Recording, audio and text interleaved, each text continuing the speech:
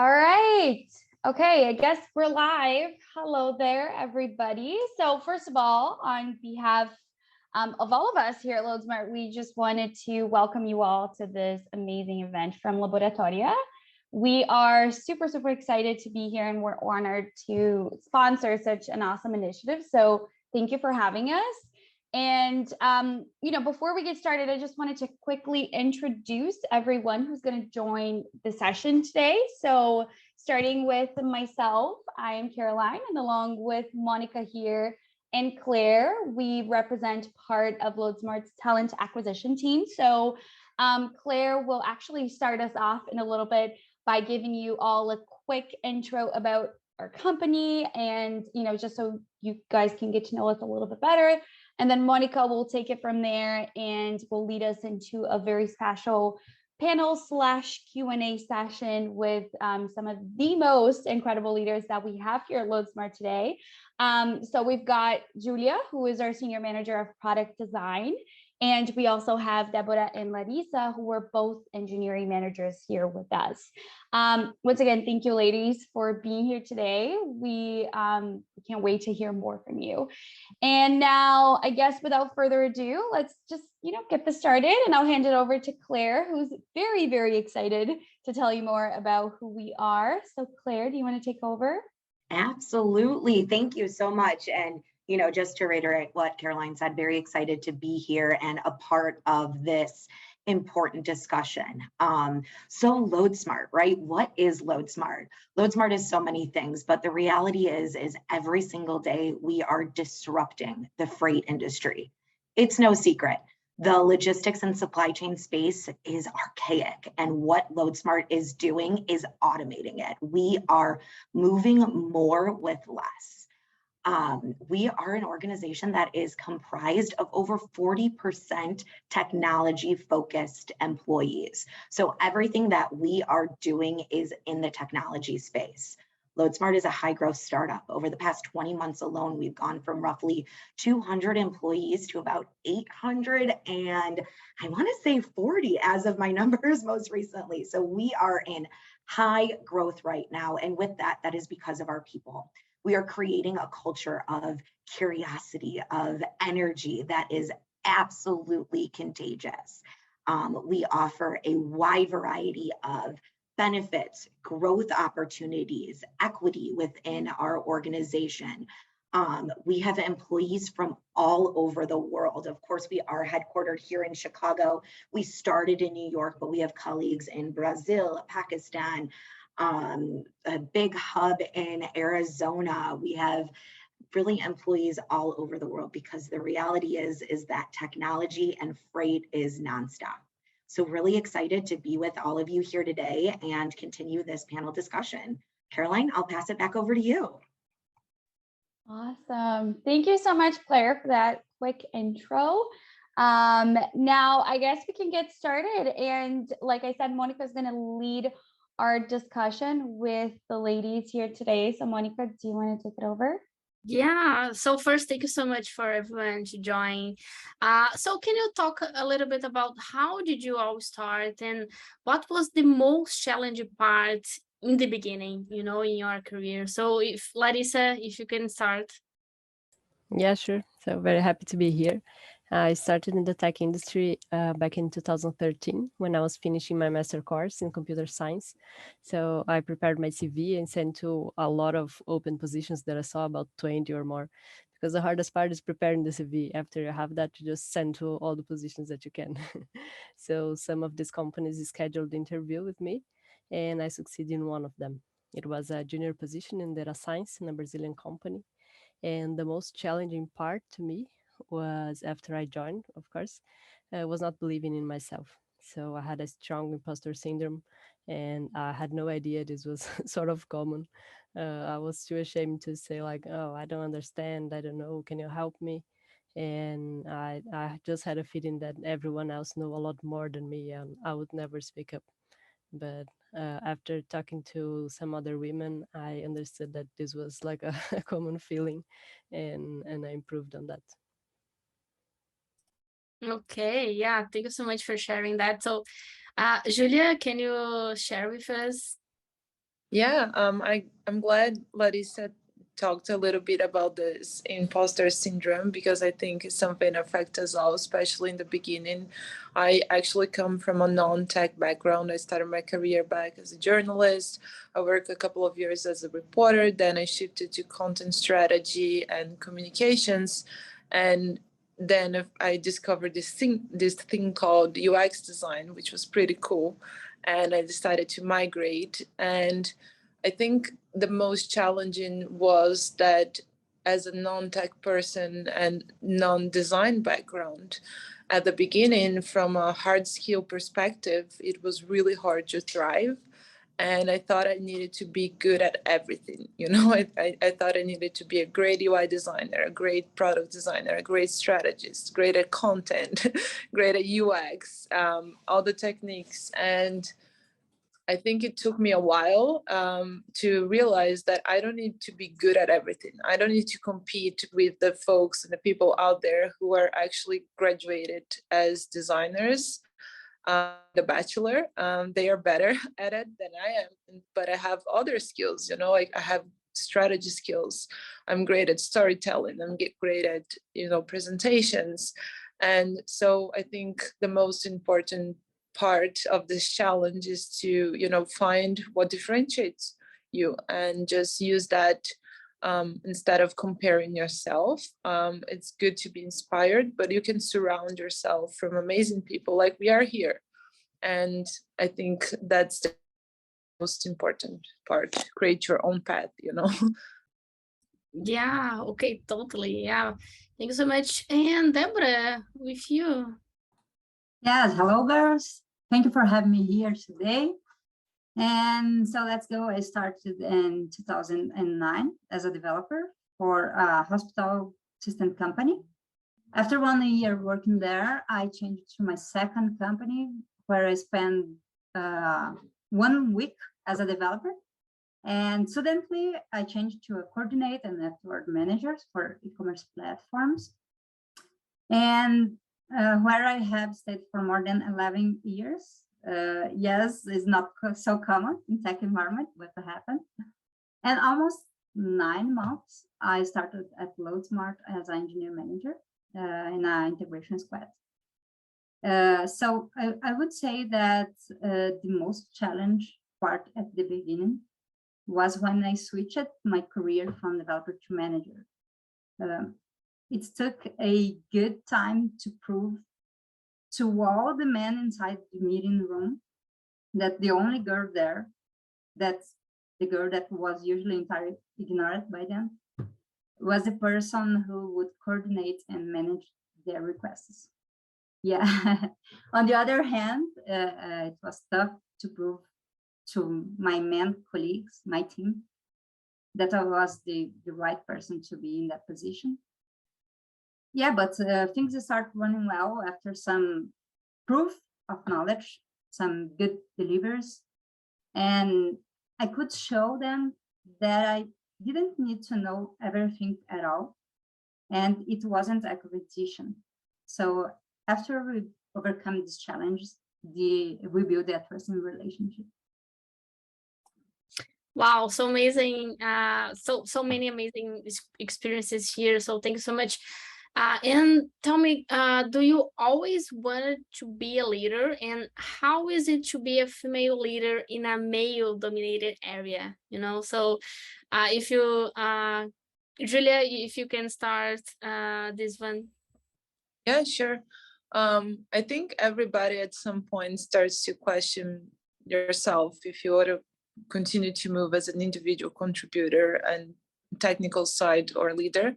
For me, I always had this aspiration. I love being around people. I love, working with the teams. And it was kind of natural. So I started taking leadership on some projects, creating some initiatives with teams at another company I was. And eventually the job title came. It was not something like the job title and then learning. So it was really good. I think it's hard to be, a female leader and being a woman in general, not only in this area, but in general in society. We do face lots of challenges. If you're ambitious, sometimes this can be taken as aggressivity, or oh, she just wants too much, or you have to speak up for yourself. But I think one thing I learned throughout all these years is that you got to speak up. At the beginning of the career, I was taking so much from male in general, and I would just take it home. I even cried sometimes, and now I don't. If I see something, I want to fight for what's right. I'm positioning myself. And I think when you are a leader, that's a responsibility you have. You have to fight for your team, for the women on your team, for your colleagues, and to make sure you have a space for everyone to grow. And you have to fight. It's not always easy, even references and everything is usually men. But again, design is not as tough as the engineering. So I'm sure Larissa and Débora probably have more to share too. Yeah, please, Débora. Okay, I have no idea about to be a leader. I like to develop, even though I don't code anymore for a long time. But I think we can change the word coding. So we are a part of important change in the world. On the other hand, dealing with people as a manager brings many challenges to overcome daily. It is not an exact science such as code. We are dealing with people that maybe are not okay today, or maybe they are super okay today, etc. You need to keep the goals aligned, the team motivated, the morale high, deal with stakeholders, and almost the time you are under pressure. But I don't scare you, it is amazing. I like so much. And regarding being a female leader, I would say that things have been changing a lot in the last years. And I think men are much more open-minded about having women as their managers. We can see, for example, the increase in the numbers of women that have started in this area. In my team, for example, we are 10 engineers and 4 are women. So it's a good name, 40%. It's a good number for the area. But yeah, for sure, we know that there is room to improve it. And yes, as a manager, we women have keep having to improve our knowledge and capacity to deal with difficult situations and pressure every time. In my opinion, at the end of the day, the female feelings in dealing with people make all the difference inside the team. Thanks for sharing, Débora. And what about you, Larissa? So just like Débora, I had no idea I didn't think about being a leader. I worked in tech positions coding for about 6 years. And then 4 years ago, I was invited by a former colleague to assume a leadership role. And I decided to accept. So for me, the job title came first. I decided to try something new. And if I didn't like, I could just go back. Because I think it's okay to try, even for people who do this change and go back. It's a great experience that gives you a wider vision of how things work in a company. But in my case, I ended up enjoying the position. However, I admit sometimes I miss coding. And about being a female leader, one of the things that motivates me is to create a safe place for women in the team, because there are so few female leaders, particularly I've never had till now in 10 years. And I'm also happy to be an example for other women that wants to be leaders, because if they see other women as managers, then they can automatically think that they can also get there.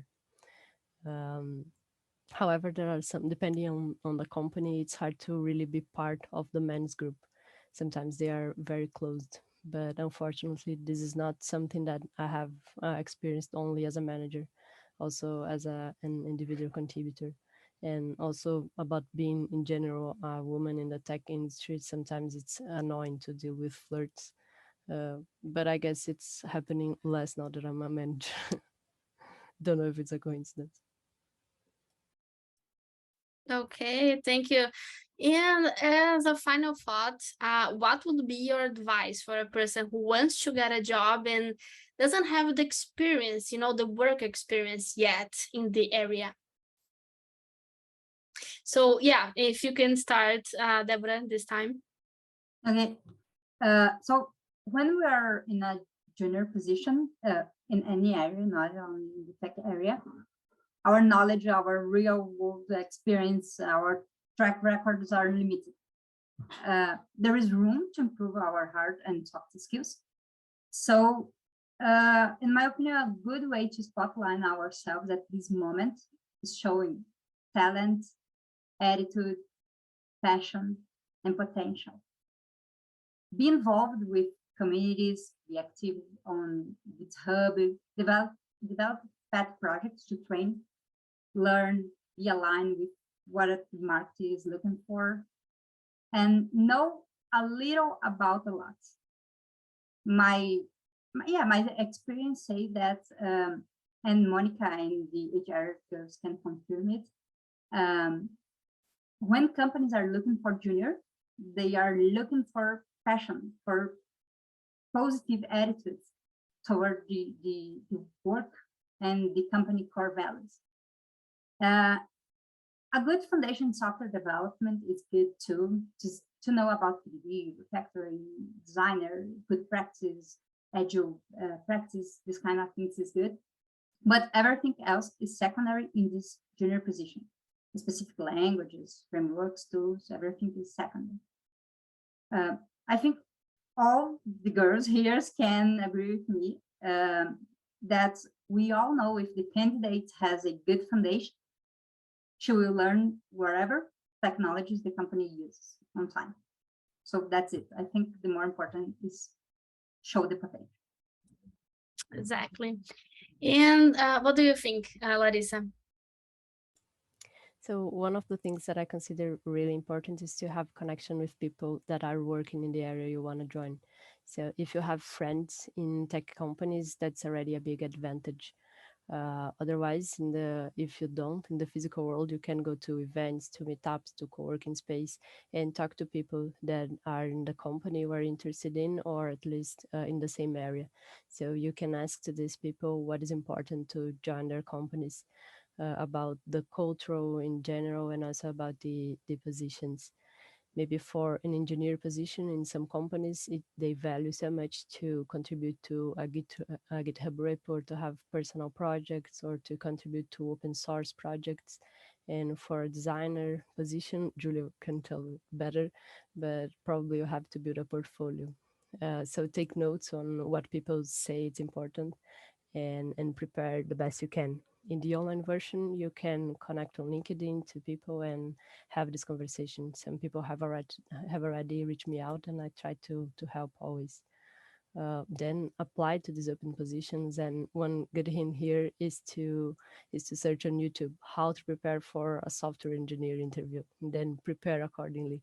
They sometimes give like possible questions, and then you can think in advance in your answer, because in the interviews in general we are nervous, and then it's better that you have some some things thought prior to the interview. And after the interview, it's good to ask for feedback when you receive a no, because sometimes the recruiter can give you valuable feedback about what you need to improve.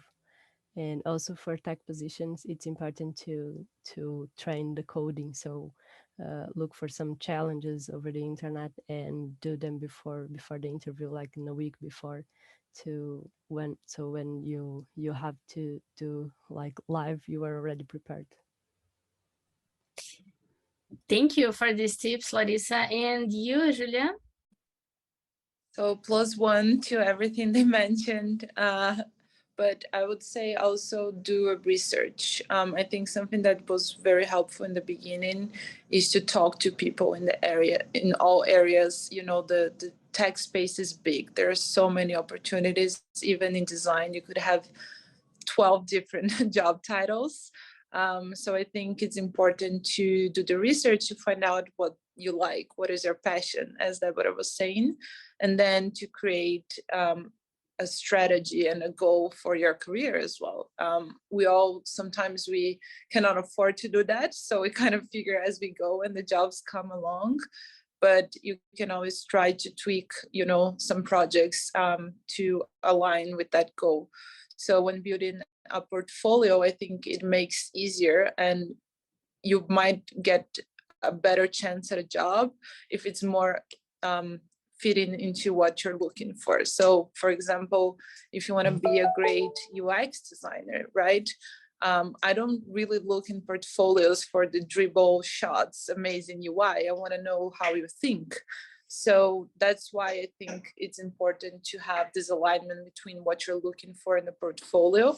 Don't try to compare yourself. It doesn't need to be the most pretty thing ever. And I think, as Larissa was saying, like participate on events and do the networking, and this will be very helpful in the beginning. Even to build a portfolio without a job was hard. So for example, the first piece in my first portfolio was a social project I did for NGO. And it made me feel good about myself, but also was helping me build, you know, my skills as a designer. So you gotta be creative, you know, sometimes you also take challenges online, participate on design jams or hackathons, or, you know, maybe take side gigs and things like that. If you need the money, that was always good in the beginning. And the networking, again, very, very important. And because the tech is always changing, I think you don't need to be attached to a tool necessarily, especially in design. Again, more how you think, because tools change. When I started, I used to use one tool and that was the big thing. And now we have another big thing.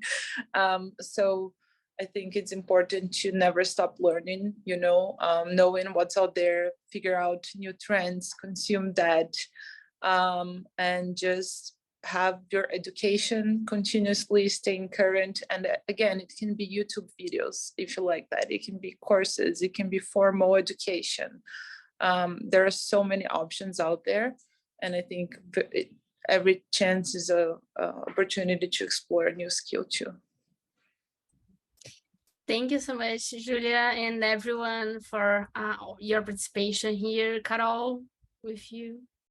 Yeah, of course.